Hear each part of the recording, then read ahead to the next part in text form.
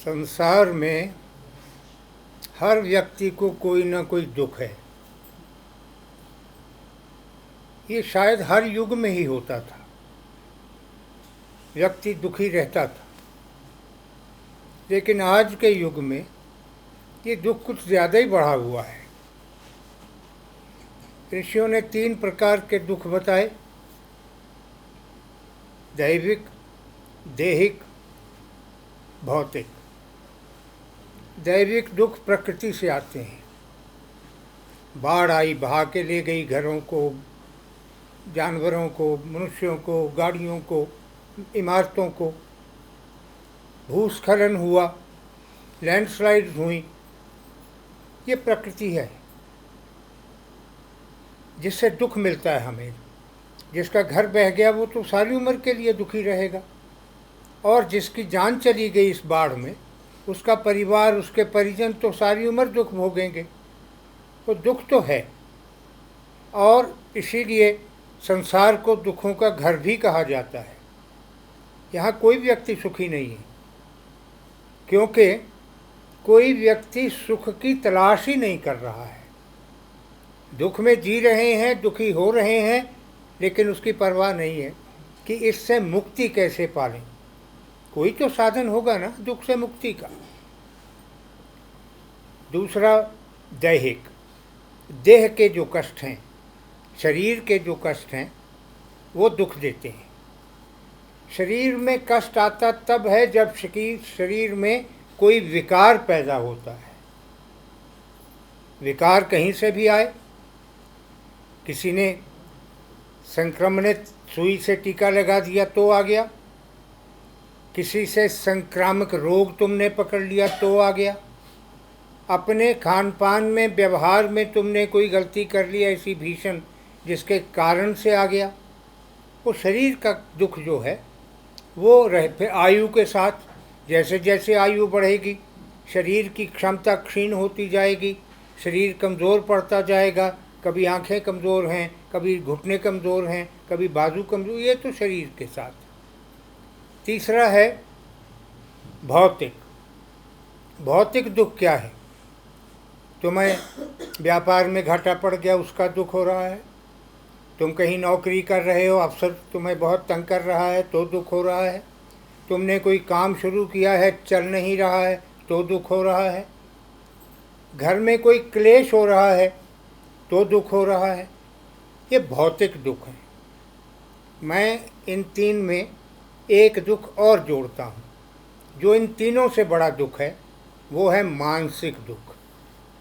मानसिक दुख इन तीनों से भयानक दुख है, और आज के युग में मानसिक दुख जो है वो सबसे ज़्यादा फैला हुआ है, जिसको अंग्रेज़ी में टेंशन कहते हैं, एंग्जाइटी कहते हैं। ये सबसे ज़्यादा हो रहा है। तो हम दुख से मुक्ति कैसे पा सकते हैं? दैविक दुखों से मुक्ति पाने के लिए बुद्धि का प्रयोग करना पड़ेगा। हर नदी अपना प्रवाह बदलती है।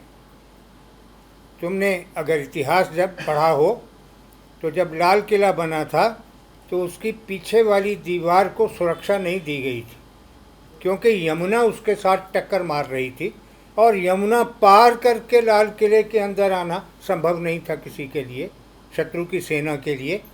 अब वही यमुना 1.5 किलोमीटर परे हो गई है उस दीवार से। तो नदियाँ अपना प्रवाह बदलती हैं, रास्ता बदलती हैं, जिसको कटान कहते हैं। वो धरती का हिस्सा काटती रहती है, अपना रास्ता बदलती रहती हैं। तो अगर तुम मकान बना रहे हो किसी नदी के किनारे और बुद्धि का प्रयोग कर लो कि नदी के प्रवाह का अनुमान लगा लो, तो शायद बाढ़ आने पर तुम्हारा मकान सुरक्षित रह जाए। इसी प्रकार पर्वत में हमने जंगलों की कटाई बहुत बड़े पैमाने पर कर डाली है। वृक्ष कट गए, वृक्षों की जड़ों ने चट्टानों को बांधा होता है, जोड़ा होता है। जब वृक्ष कट गए, जड़ें ढीली पड़ गईं, तो उस चट्टान को नीचे आना ही आना है, क्योंकि उसकी पकड़ समाप्त हो गई है।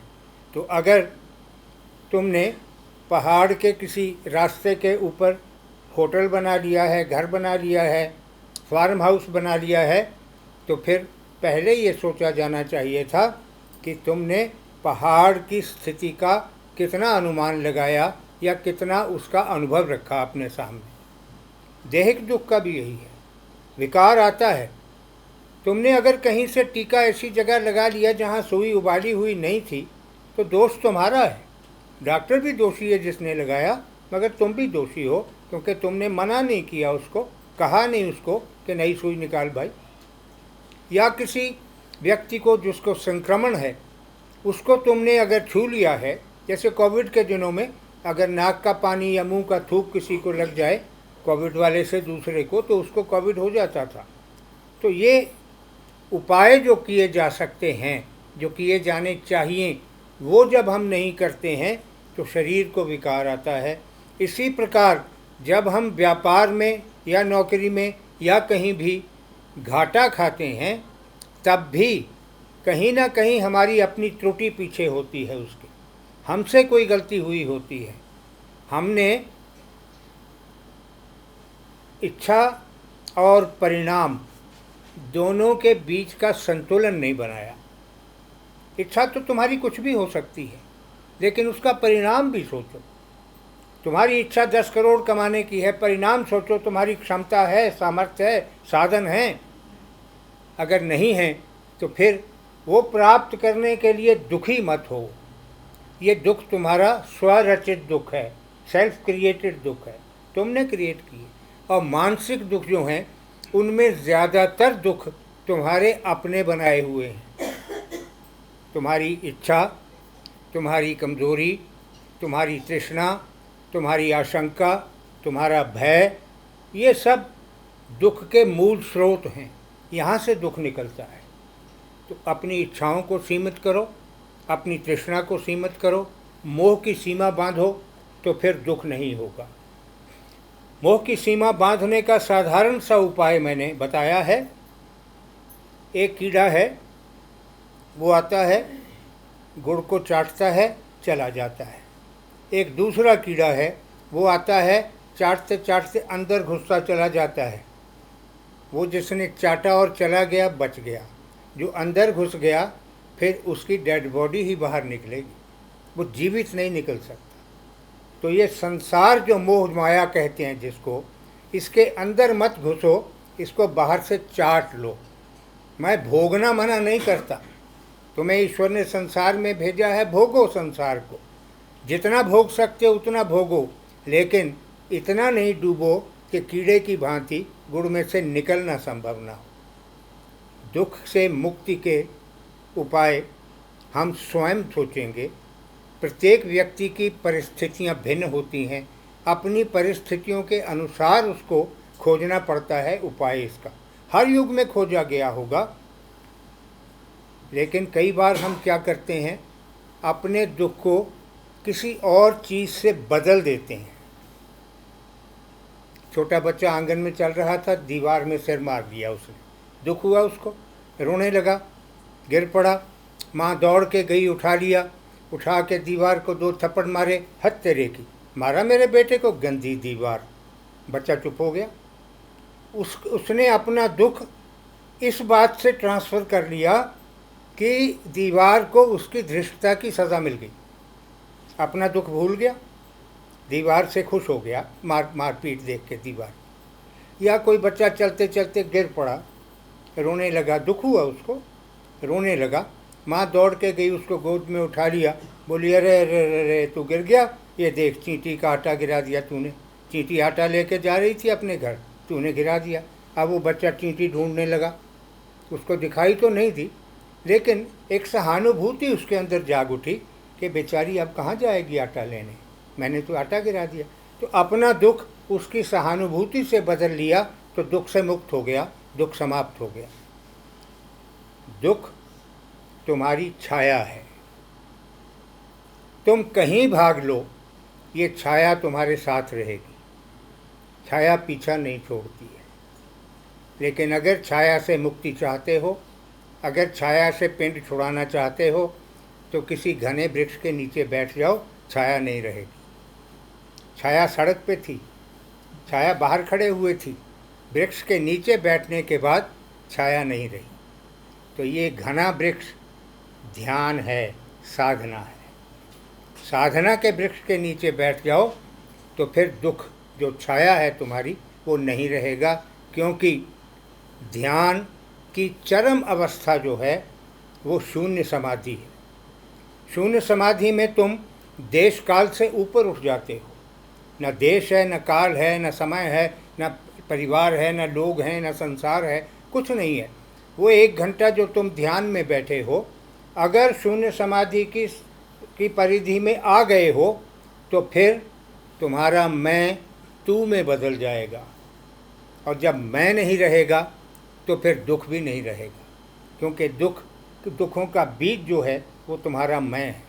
जहाँ हमारा अहंकार ज़रा सा भी चोट खाता है वहाँ हम क्रुद्ध हो जाते हैं, वहाँ इतना दुख अनुभव करते हैं हम कि दूसरे की हत्या तक करने को तैयार हो जाते हैं। ये मैं जब तक नहीं जाएगा तब तक तुम्हें दुख से मुक्ति नहीं मिलेगी। ध्यान घना वृक्ष है, इसके नीचे चले जाओ, बैठ जाओ। दुख तुम्हारी छाया है, ये छाया तुम्हें छोड़ के चली जाएगी। दुख से मुक्ति का सबसे सरल और सबसे सटीक उपाय जो है वो ध्यान है, मेडिटेशन है। ध्यान में तुम अपने अंदर उतर जाते हो। शरीर के लिए बाहर से सुख नहीं ढूंढते हो, अपने अंदर से सुख ढूंढते हो, क्योंकि तुमने जिस बात को लोगों ने नहीं समझा है वो ये है कि दुख तुम्हारे शरीर, मन और तुम्हारी बुद्धि के नहीं है, दुख तुम्हारी आत्मा के भी है, जिसकी तरफ लोगों का ध्यान नहीं जाता है। संसार में जी रहे हैं, आत्मा दुखी है, हर व्यक्ति की आत्मा दुखी है, एक व्यक्ति की आत्मा दुखी।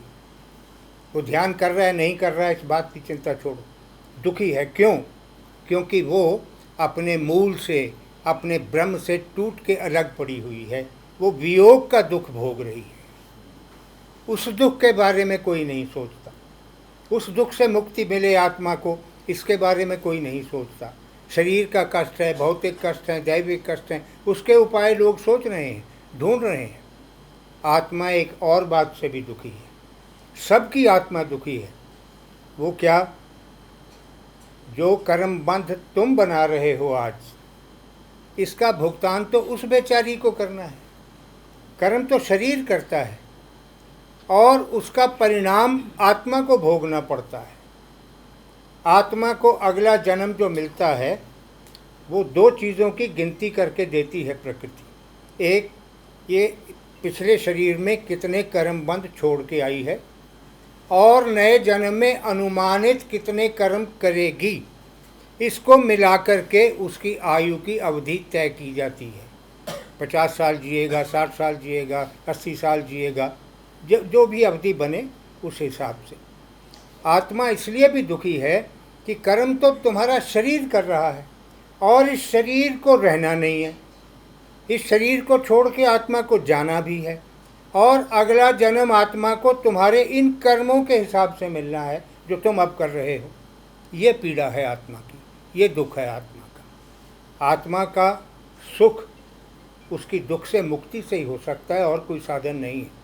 और उसको दुख से मुक्त करने के लिए केवल एक उपाय ध्यान है, साधना है, जिसमें तुम ब्रह्म ऊर्जा बनाते हो, आत्मा को वाहन बना के देते हो ऊर्जा का।